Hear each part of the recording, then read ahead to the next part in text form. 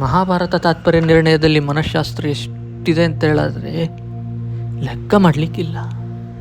ನಾನು ಸುಮಾರು 10 ವರ್ಷದಿಂದ ಈ ಕೌನ್ಸಿಲಿಂಗನ್ನು ಮಾಡ್ತಾ ಬರ್ತಿದ್ದೇನೆ.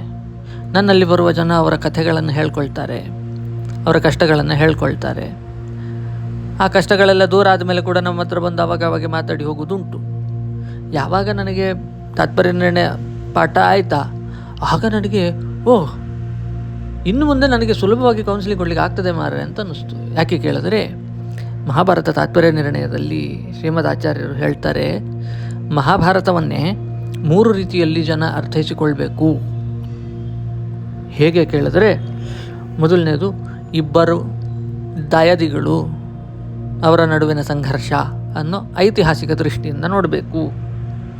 ನಮ್ಮಲ್ಲಿ ಬರುವ ಜನನು ಕೂಡ ಹಾಗೆ ಅಲ್ಲ, ಹಾಗಾಯಿತು ನನ್ನ ಜೀವನದಲ್ಲಿ ಹೀಗಾಯಿತು, ಹಾಗಾಯಿತು ನನ್ನ ಜೀವನದಲ್ಲಿ ಹೀಗಾಯಿತು, ಕ್ರಾನೊಲಾಜಿಕಲ್ ಆರ್ಡರ್ನಲ್ಲಿ ಹೇಳುವುದು ಮಾತ್ರ ಐತಿಹಾಸಿಕ ದೃಷ್ಟಿಯಿಂದ ಹೇಳ್ತಾ. ಎರಡನೇದು ಪಾಂಡವರು ಕೌರವರು ಪ್ರತಿನಿಧಿಸುತ್ತಿದ್ದ ಧರ್ಮ ಅಧರ್ಮಗಳ ಬಗ್ಗೆ. ಆ ದೃಷ್ಟಿಕೋನದಲ್ಲಿ ಮಹಾಭಾರತವನ್ನು ನೋಡ್ತಾರೆ.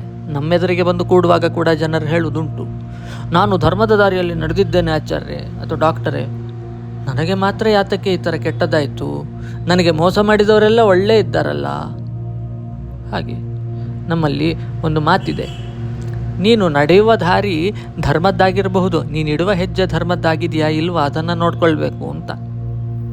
ಇದು ಒಂದು ಸೈಡಿಗಿರಲಿ, ಇದರ ಬಗ್ಗೆ ಆಮೇಲೆ ಮತ್ತೆ ಮಾತಾಡುವ. ಇದು ಆಧ್ಯಾತ್ಮಿಕ ದೃಷ್ಟಿ ಅಂತೇಳಿ.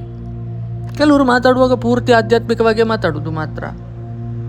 ಇದು 3ನೇದು ದೃಷ್ಟಿಕೋನ ಉಂಟಲ್ಲ, ಇದು ಬಹಳ ಚಮತ್ಕಾರ ಇದೆ. ಎಂದು ಕೇಳಿದರೆ ಇದೆಲ್ಲ ಕೃಷ್ಣನ ಕತೆ, ಅವನ ಚಮತ್ಕಾರಗಳ ಕತೆ, ಅವನು ಸೂತ್ರಧಾರಿ, ನಾವು ಪಾತ್ರಧಾರಿ ಅಂತ. ಈ ದೃಷ್ಟಿಕೋನದಲ್ಲಿ ಮಹಾಭಾರತವನ್ನು ಅರ್ಥ ಮಾಡ್ಕೊಳ್ಬೇಕು ಅಂತ ಶ್ರೀಮದಾಚಾರ್ಯರು ಹೇಳಿದರು. ಮತ್ತು ನಮ್ಮಲ್ಲಿ ಕೂಡ ಅಷ್ಟೇ ಅಲ್ಲ,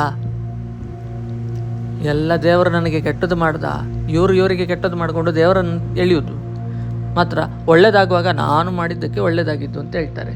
ಹಾಗೆ